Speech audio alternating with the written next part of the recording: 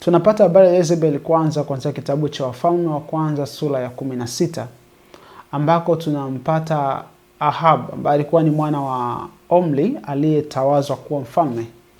Ahabu alipotawazwa kama mfalme wa Israeli, tunaambiwa alifanya mabaya, lakini katika kuongeza kosa lake, tukisoma 31 kitabu cha Wafalme wa Kwanza 16:31, anasema ikawa, tuanzie 30 ili upate picha fulani hivi. Ahabu mwana wa Omri akafanya yaliyo mabaya machoni pa Bwana kuliko wote waliomtangulia. Ikawa kama ingalikuwa neno dogo tu kuendea makosa ya Yeroboamu, naona mwana wa Nebati, akamwoa Yezebeli binti Ethbaali mfalme wa Sidoni, akaenda akamtumikia Baali akamsujudia. Alifanya kosa la kumwoa Yezebeli.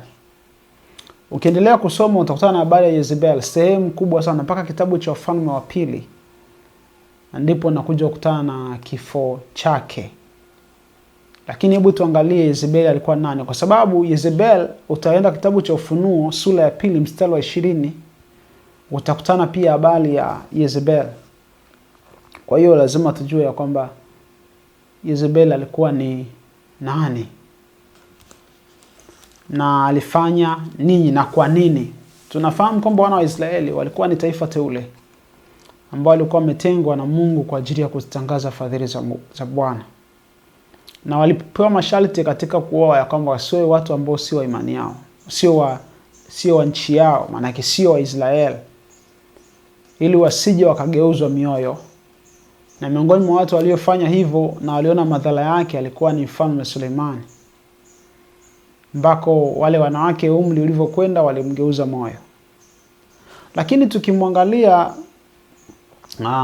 Ahab akaenda kamua huyu mtoto wa mfalme ambaye ni Yezebel. Yezebel alimgeuza moyo. Alikuwa na nguvu kubwa kwa Ahabu kuliko ambavyo Ahabu huenda alitegemea. Yeye ndiye akawa controller, maana yake kwanza baada ya kumwoa Ahabu alikwenda kusujudia miungu ya huyu mwanamke. Maana yake alijishusha, alijitoa uthamani wa Mungu wake na kuona Mungu wa huyu mwanamke aliyemwoa ndiye anafaa.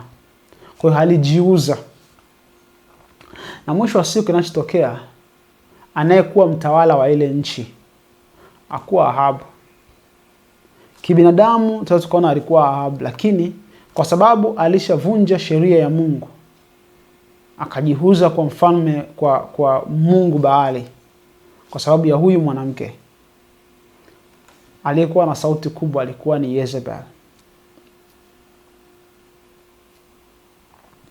Lakini kitu kingine, Yezebel tunafahamu ya kwamba alikuwa ni muuaji, kwa sababu aliwaua manabii wengi wa Mungu, hasa kile kipindi cha ile miaka 3.5. Ya nini miaka 3.5?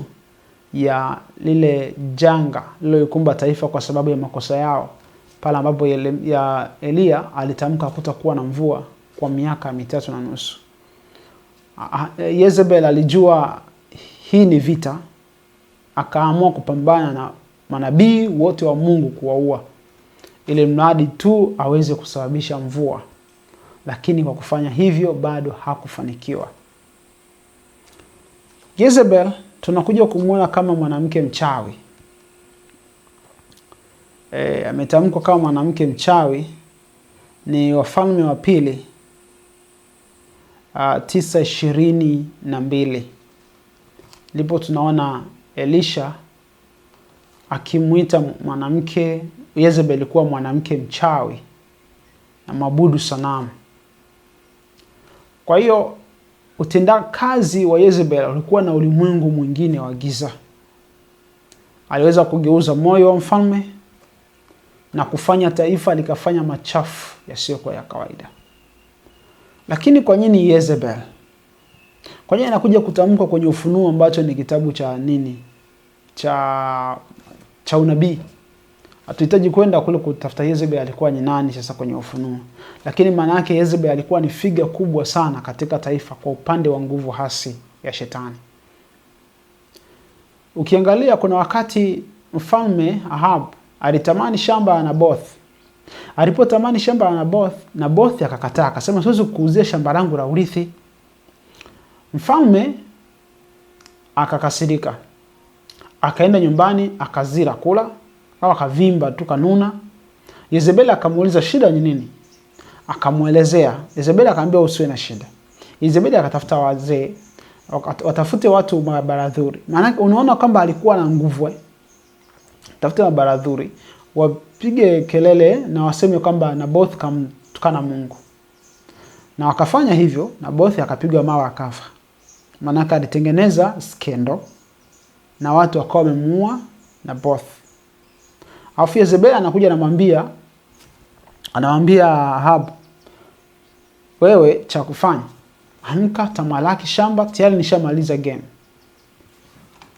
Na wakati huo ndipo alipokutana na tamko kubwa kutoka kwa Elia kwamba sasa wewe utakufa. Amtamkia mauti, na Yezebeli naye akapata hukumu yake ya mauti ya kuliwa na mbwa. Sasa tunajua kuangalia ya kwamba lengo sio huko, maana kwa Ahabu tutazungumza itakapofika somo lake. Lengo ni Yezebeli. Kuna kitu natamani kukizungumza ili tupate kukielewa kwa undani. Nachomaanisha ni hiki. Yezebeli ni figa, ni utambulisho wa nguvu hasi ya utendaji wa shetani, akiwatumia wanadamu kupata utawala katika maisha yao. Na Yezebeli ameingia kwa njia gani? Kwa njia ya ndoa.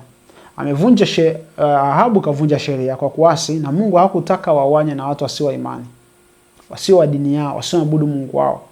Na yeye kavuka mipaka. Lakini mwanamke aliyekwenda kumleta sio tu ametoka kwenye taifa la wanaoabudu miungu, ila ana nguvu za uasi ndani yake. Ana nguvu za giza kwa sasa, ni mchawi, na kama ni mchawi ni mke wa mfalme, na mpaka mfalme anafika hatua ya kuabudu hiyo miungu yake. Maana yake alikuwa na nguvu kubwa sana.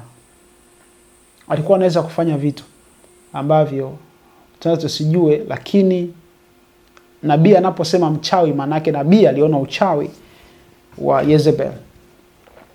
Sehemu nyingine tunapokuja kumuona Yezebeli ni pale ambako Elia alifanya matukio pale mlima Karmel. Achukua manabii karibia 450 wa Baali akawaua.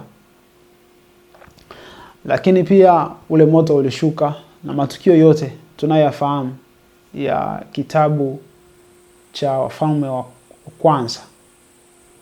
Tunachokuja kukiona, mvua inaponyesha, Ahabu anaporudi nyumbani anampa story yote Yezebeli. Yezebeli hata ashtuki kwamba kwa kweli manabii wangu wameomba masaa yote hakuna mvua, basi huyu Mungu wako ni Mungu mwenye nguvu. Yezebeli anakasirika. Anatuma mjumbe kwa Elia ya kwamba Mungu anifanyie hivi na kuzidi kama kesho nisipoondoa kichwa chako. Maana yake matukio yote Yezebeli amuoni Mungu, anamuona Elia. Kwamba huyu alikuwa ni mtumishi wa shetani typically. Na anaamua kwenda kumuua Elia. Atumuoni Ahabu akiingilia, manake Ahabu pamoja na kama ameona mkono wa Mungu, lakini alikuwa kama bado kashikwa masikio. Nguvu ya utawala ilikuwa sehemu kubwa kwa huyo mwanamke. Nguvu. Hasa hapo nguvu kuna energies. Sio nisemeje. Sasa nataka kusema hivi, niende kwenye kitu tu ambacho kitakuwa rahisi kuliko kwenda kwenye kitu kitakachokuwa kigumu. Ya kwamba Yezebel alikuwa amepata nguvu ya utawala na akaleta miungu yake. Kwa maana hiyo taifa ni kama vile Ahabu alikuwa analiuza taifa kwa huyu mungu Baali. Kwa sisi tunatafuta kitu cha kujifunza. Kabla ya kuona kitu cha kujifunza, tuangalie hatima ya Yezebel na maisha yake yalikuwaje. Kuna wakati Yehu ambaye alipaka mafuta na Elisha kuwa mfalme wa Israeli, alikuwa anasafisha kwa kuwa wote waovu. Alikuwa amemaliza kumuua Ahazia. Sasa anakuja alipofika katika maeneo hayo ya ambako alikuwa anaishi Yezebel, Yezebeli akamuita achukue dirishani, akamwambia Zimri, muuaji wa mkubwa wako. Alikuwa alijua anakuja, akajipaka mawanja na nini. Kwa nini? Alikuwa na mpango wa kumtega. Wakati huo Ahabu alikuwa ameshakufa. Alikuwa anatengeneza mkakati wa kumtega nani? Wa kumtega huyu Yehu. Jipaka mawanja ili macho fulani yaonekane, amkamate na yeye kwa kutumia uzinzi. Huyu mwanamke alikuwa sio wa kawaida, kwa maana alikuwa mtendakazi wa shetani. Sio wa kawaida kwa maana alikuwa special sana, hapana. Alikuwa amejiuza kwa shetani na kufanya kazi ya shetani kwa moyo. Na epuka ukioa mwanamke ambaye amejiuza kwa shetani, au ambaye ana mikono ya shetani. Aidha anajua au hajui, maisha yako hayatakuwa vile yanavyotakiwa. Mwisho wa siku Yehu akauliza, wangapi wako upande wangu? Na kisha tokea ni kwamba kuna matoashi wawili walijitokeza, akasema walijitokeza, walichungulia, akamwambia msukumeni chini, akamsukuma chini, akaanguka chini, akawa amekufa. Yehu akaingia ndani, akala akanywa, kuja kuchungulia kwamba watoe kamzike, kwa sababu ni mwana wa mfalme, ni binti mfalme, hataki kutupwa, atakiwa kazike kwa heshima ya cheo chake cha mtoto wa mfalme. Wakakuta tu fuvu, mikono na miguu, vingine vyote vilikuwa vimeliwa na mbwa, na hiyo ilikuwa ni laana ama neno la Elia. Kwa sasa maisha ya Yezebeli yakaishia hapo. Lakini sasa sisi tunaweza kutusaidia nini? Ni kisa cha Yezebeli kinatusaidia nini? Kinaweza kusaidia kwamba unapoamua kufungamana na mtu, ikiwa ni upande wa shetani, unapofungamana naye ujue hautakuwa salama. Sio kwa sababu atakushawishi yeye binafsi kuanza kufanya dhambi. Yes, inawezekana. Na itakuwa hivyo, atakuwa wakala. Lakini pia kumbuka, atakuwa na matendo yaliyo kinyume na wewe. Na kwa kuyatazama unaweza kubadilishwa. Lakini kuna wakati ile nguvu yake hasi itaharibu maisha yako, bila hata yeye kusema chochote. Ni kwa sababu tu katoka katika ulimwengu mwingine. Kwa hiyo atakuja na nguvu yake ya giza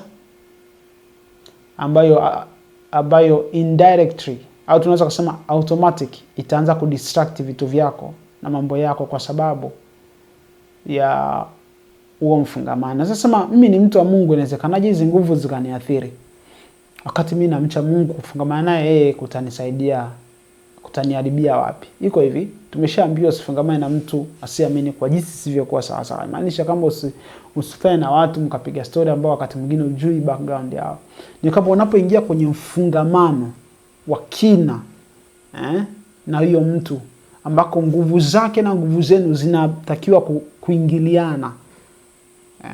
Kuna level mtu unafika nani. Lakini mfano mzuri ni kwenye ndoa ambako yasa hiyo ni maana yake lazima nguvu zingia, kwa sababu yashasema mtakuwa mwili mmoja. Sasa sio mwili hivi kwamba okay mtakuwa mwili mmoja, mtaungana mtakuwa kama nini sijui. Hapana, ni mwili mmoja kama in spiritual way, katika nguvu fulani.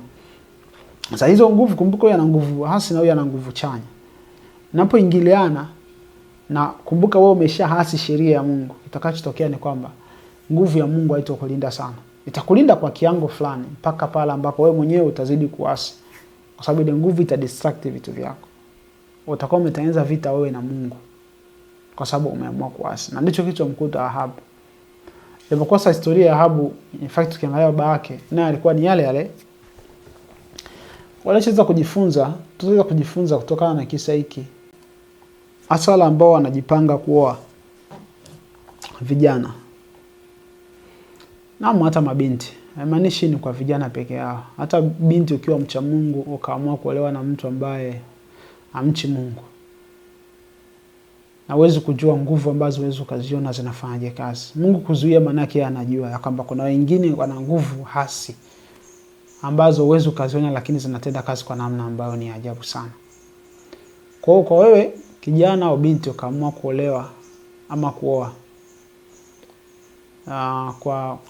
kwa mtu ambaye ni upande wa pili na wewe ni upande wa nuru, jiandae kukutana na vita ambayo itakuwa ni hatari. Lakini si vita peke yake, unaweza kupoteza uzima wako wa milele kabisa.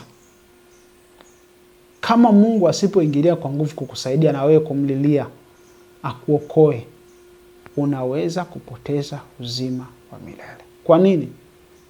Kwa sababu ile nguvu hasi na ratibu vitu, si ndio? Kwa hiyo unaishi katika maisha ya mapambano, na ukilegeza umekwenda na maji. Sio kwamba watakuua. Yes, inawezekana pale ambako sasa Mungu atanyosha mikono, ataondoa mikono yake. Lakini kuna wakati ambapo zile nguvu zitakuwa zinakudistract, lakini pia maisha yake huyo mtu uliyefungamana naye hayatompenda Mungu, hayatopenda mambo matakatifu, hayatopenda njia za Mungu, hayatopenda mambo yako ya kimungu. Anataka ufanye mambo ya kishenzi tu, uishi naye kishenzi. Ukizungumza mzungumze kishenzi. Kwa hiyo utakatifu wako utakuwa unakwenda una diminish, unapungua kadri siku zinavyokwenda. Mwisho wa siku kinachotokea, unaweza kumwacha Mungu kabisa. Kama alivyokuwa huyu Ahab, kama alivyokuwa nani huyu Suleiman, japokuwa Mungu alikuja kumkumbusha dakika za mwisho. Kwa hiyo tutie moyo kwamba usiamue tu kwamba okay, mimi naenda tu, Mungu atanilinda tu. Hapana. Chagua kuoa, chagua kuolewa na mtu ambaye anamcha Mungu. Kwa sababu nguvu yake ni ya Mungu inayotawala maisha yake. Kumbuka, atuabudu Mungu tu kama kuabudu tu. Hapana. Kama okay, ni swala kwenda tu kanisani. Hapana. Kuna nguvu inayoratibu maisha ya mtu. Kwa hiyo mtu kama ni wa Mungu, awe wa Mungu kweli, awe anamjua Mungu kweli. Kama ni binti, awe anamjua Mungu kweli. Na kama ni kijana, awe anamjua Mungu kweli. Sio tu anakwenda kanisani. Hapana. Inaweza kuwa anakwenda kanisani lakini kuna nguvu nyuma inayoratibu maisha yake ambayo sio hata ya kanisani. Kwani wachawi waende kusali? Wanasali. Na mnaomba, wanaomba. Wanapiga magoti, wanapiga magoti. Wanatumika, wanatumika. Wanatumikia. Na hata waanguki, lakini ni wachawi. Kwa hiyo sasa usidanganywe kwa sababu anakwenda kanisani. Hapana. Lazima uhakikishe unachunguza nguvu ile nyuma ya maisha yake. Ni nguvu ya Mungu. Nisiende zaidi hapo. Tutakia wakati mwingine katika tafakari hii. Ikiwa umependa video hii, subscribe, na ikiwa na swali uliza. Kuna vitu vingine ambavyo kweli sijavisema, na naamini tutakapoendelea kujifunza tutaendelea kujifunza vitu vingi ambavyo vitaweza kutusaidia katika maisha yetu ya kiroho na kupiga hatua kufahamu visa, historia na kweli za Biblia za watu waliopita. Basi tutakia wakati mwema. Kumbuka kushare, kusubscribe na kuacha comment. Asante.